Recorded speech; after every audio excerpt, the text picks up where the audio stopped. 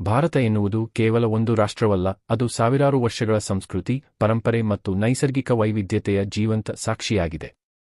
ಭಾರತದ ಇತಿಹಾಸವನ್ನು ಅರ್ಥಮಾಡಿಕೊಳ್ಳಲು ಅದರ ಭೂಗೋಳಶಾಸ್ತ್ರದ ಪ್ರಭಾವವನ್ನು ತಿಳಿಯುವುದು ಅತ್ಯಂತ ಅಗತ್ಯ. ನದಿ, ಪರ್ವತ, ಸಮುದ್ರ ಮತ್ತು ಮರುಭೂಮಿಗಳು ಭಾರತಕ್ಕೆ ಕೇವಲ ಭೌತಿಕ ಅಂಶಗಳಲ್ಲ, ಅವುಗಳೇ ಇತಿಹಾಸವನ್ನು ರೂಪಿಸಿದ ಜೀವಂತ ಶಕ್ತಿಗಳು.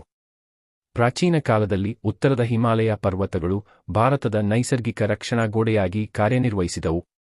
ವಿದೇಶಿ ದಾಳಿಗಳನ್ನು ತಡೆಯುವಲ್ಲಿ ಹಿಮಾಲಯಗಳ ಪಾತ್ರ ಮಹತ್ವದ್ದಾಗಿತ್ತು.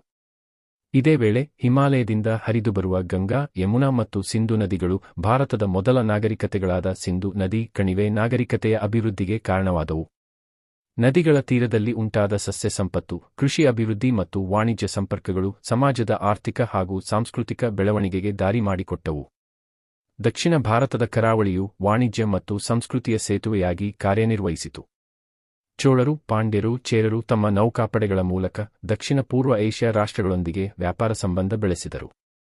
ಸಮುದ್ರ ತೀರದ ಬಂದರುಗಳು ಮುಜಿರಿಸ್, ಕಾವೇರಿಪಟ್ಟಣಂ ಮತ್ತು ತಾಮ್ರಲಿಪ್ತ ಭಾರತೀಯ ಮಸಾಲೆ, ಬಟ್ಟೆ ಮತ್ತು ಕಲಾಕೃತಿಗಳ ರಫ್ತಿಗೆ ಹೆಸರಾದವು. ಭೌಗೋಳಿಕವಾಗಿ ಈ ವ್ಯಾಪಾರ ಮಾರ್ಗಗಳು ಭಾರತದ ಆರ್ಥಿಕ ಪ್ರಗತಿಗೆ ಮತ್ತು ಸಂಸ್ಕೃತಿಯ ವಿಸ್ತರಣೆಗೆ ಸಹಾಯ ಮಾಡಿವೆ. ಇದೇ ರೀತಿ ಮರುಭೂಮಿ ಪ್ರದೇಶವಾದ ರಾಜಸ್ಥಾನದಲ್ಲಿ ಉಂಟಾದ ಭೌಗೋಳಿಕ ಅಡಚಣೆಗಳು ಜನರನ್ನು ಕೋಟೆಗಳನ್ನು ನಿರ್ಮಿಸಲು, ಯುದ್ಧ ನೈಪುಣ್ಯ ಬೆಳೆಸಲು ಪ್ರೇರೇಪಿಸಿದವು.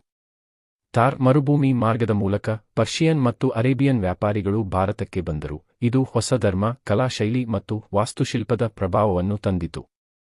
ಹೀಗಾಗಿ ಭೌಗೋಳಿಕ ಅಂಶಗಳು ಕೇವಲ ಪ್ರಕೃತಿಯಲ್ಲ, ಇತಿಹಾಸದ ಪಥವನ್ನು ಬದಲಿಸಿದ ಶಕ್ತಿಗಳಾಗಿವೆ. ಭಾರತದ ಇತಿಹಾಸವನ್ನು ಅರಿಯಲು ವಿವಿಧ ಮೂಲಗಳು ಸಹಾಯ ಮಾಡುತ್ತವೆ.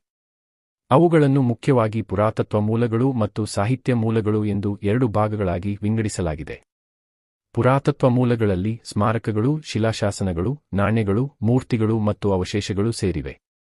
ಉದಾಹರಣೆಗೆ, ಅಶೋಕನ ಶಿಲಾಶಾಸನಗಳು ಆ ಕಾಲದ ಧರ್ಮ, ಆಡಳಿತ ಮತ್ತು ನೀತಿಯನ್ನು ತಿಳಿಸುತ್ತವೆ. ಹಂಪೆಯ ಅವಶೇಷಗಳು ವಿಜಯನಗರ ಸಾಮ್ರಾಜ್ಯದ ವೈಭವವನ್ನು ನೆನಪಿಸುತ್ತವೆ. ನಾಣ್ಯಗಳಿಂದ ಆರ್ಥಿಕ ವ್ಯವಸ್ಥೆ, ವ್ಯಾಪಾರ ಹಾಗೂ ರಾಜರ ಗುರುತುಗಳನ್ನು ತಿಳಿಯಬಹುದು. ಸಾಹಿತ್ಯ ಮೂಲಗಳಲ್ಲಿ ವೇದಗಳು, ಪುರಾಣಗಳು, ಕಾವ್ಯಗಳು, ವಂಶಾವಳಿಗಳು ಮತ್ತು ವಿದೇಶಿ ಪ್ರವಾಸಿಗರ ವೃತ್ತಾಂತಗಳು